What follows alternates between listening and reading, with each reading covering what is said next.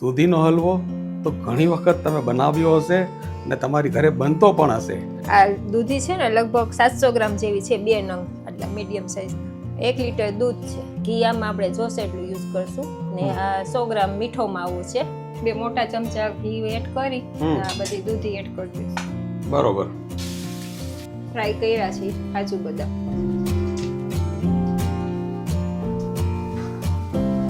એકદમ સરસ અરોમા આવી રહી છે.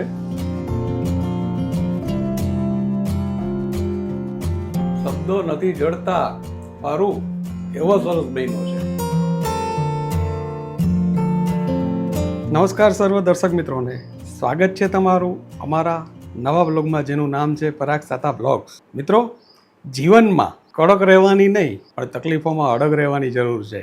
નવી વાત સાથે, નવી ચીજ સાથે આજે અમે લઈને આવી ગયા છીએ તમારા માટે એક સરસ મજાની રેસીપી જેનું નામ છે દૂધીનો હલવો.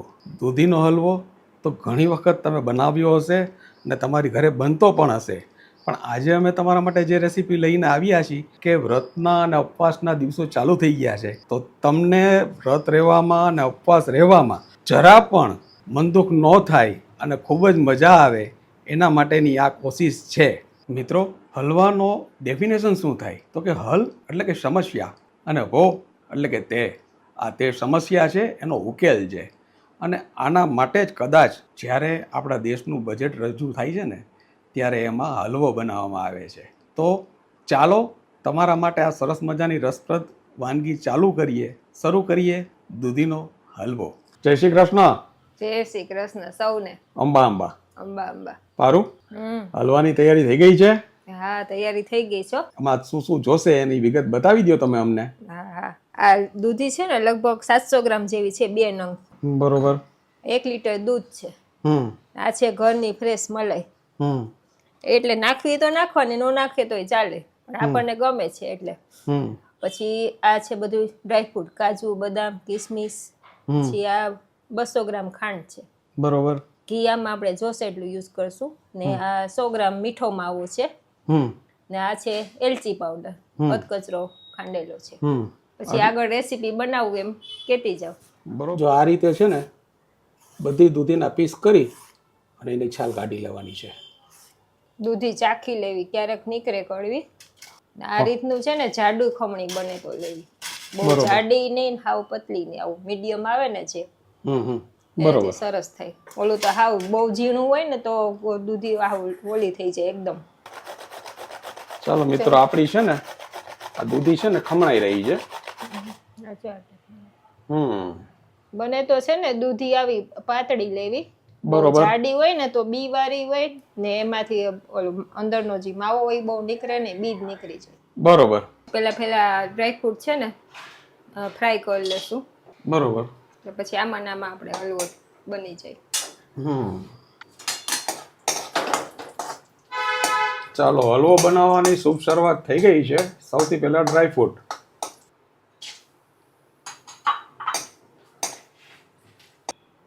સરસ. આમાં આપણે 2 મોટા ચમચા ઘી એડ કરી આ બધી દૂધી એડ કરી દઈશું. બરોબર. દૂધીને ખમણીને તરત આપણે યુઝ કરવો પડે, નકર કાળી પડવા માંડે. હા, બરોબર. હવે આને ઘીમાં સોટેડ કરી નાખવાની, બરોબર ને?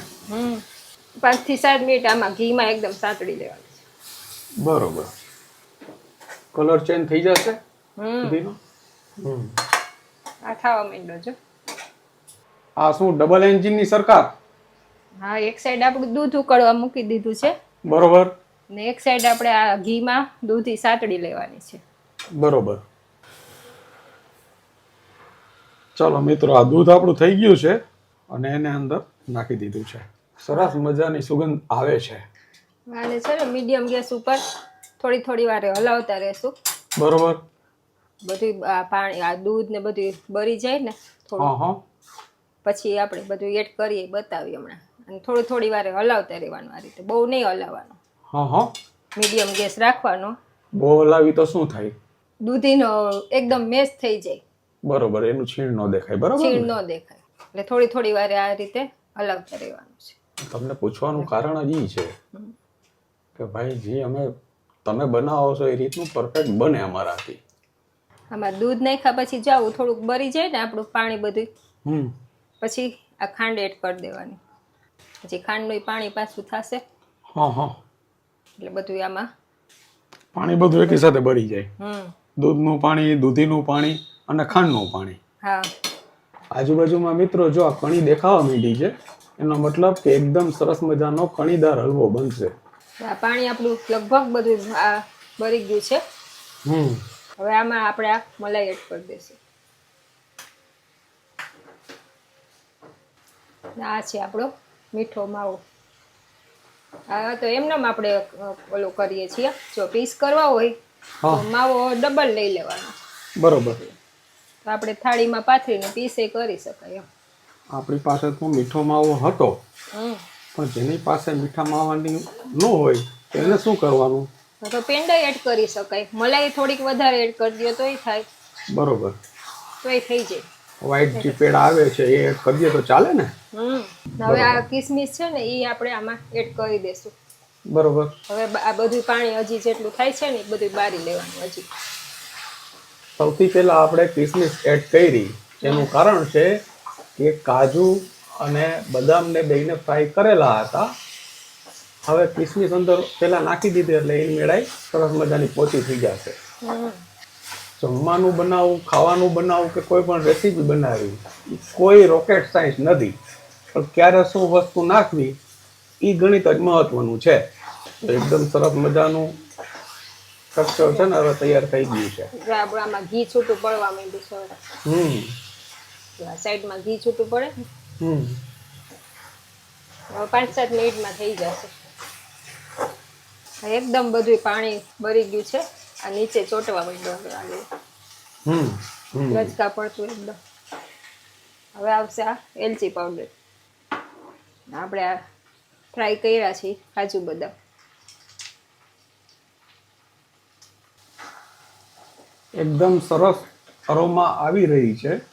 વ્રત અને ઉપવાસના દિવસોમાં સરસ મજાની આ વાનગી બનશે.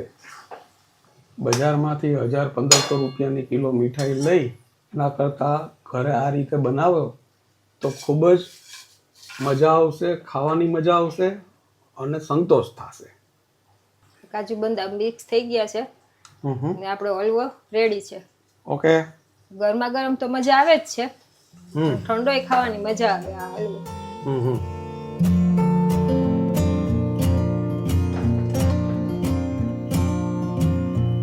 ચાલો, પેલો ભાગ ઠાકોરજીનો નીકળી ગયો છે. અમારી ઘરે આ પ્રથા છે, પેલો ભાગ ઠાકોરજીનો અને માતાજીનો નીકળે. શબ્દો નથી જડતા પારું એવો સરસ બન્યો છે. એવો સરસ બન્યો છે જેની કોઈ સીમા જ નહીં. મિત્રો, આજનું મેનુ આખે આખું તમારી સામે હાજર છે. ઘરે બનાવેલી વેફર છે, ચેવડો છે અને ઘરે જ બનાવેલી સૂકી ભાજી છે. તો હવે હું આ ભોજનની મજા માણું છું. તો જાતા જાતા મિત્રો, બદલો લેવાનો નહીં, બદલાવ લાવવાનો વિચાર રાખજો. આ વાત સાથે, આ ચીજ સાથે ફરી મળીશું નવી વાત સાથે. ત્યાં સુધી તમે અમને રજા આપશો. જય હિન્દ, જય ભારત. અને હા, તમે અમારા પોતાના છો એટલે કહી છીએ કે તમે તમારું ધ્યાન રાખજો, તમારા પરિવારનું ધ્યાન રાખજો. નમસ્કાર.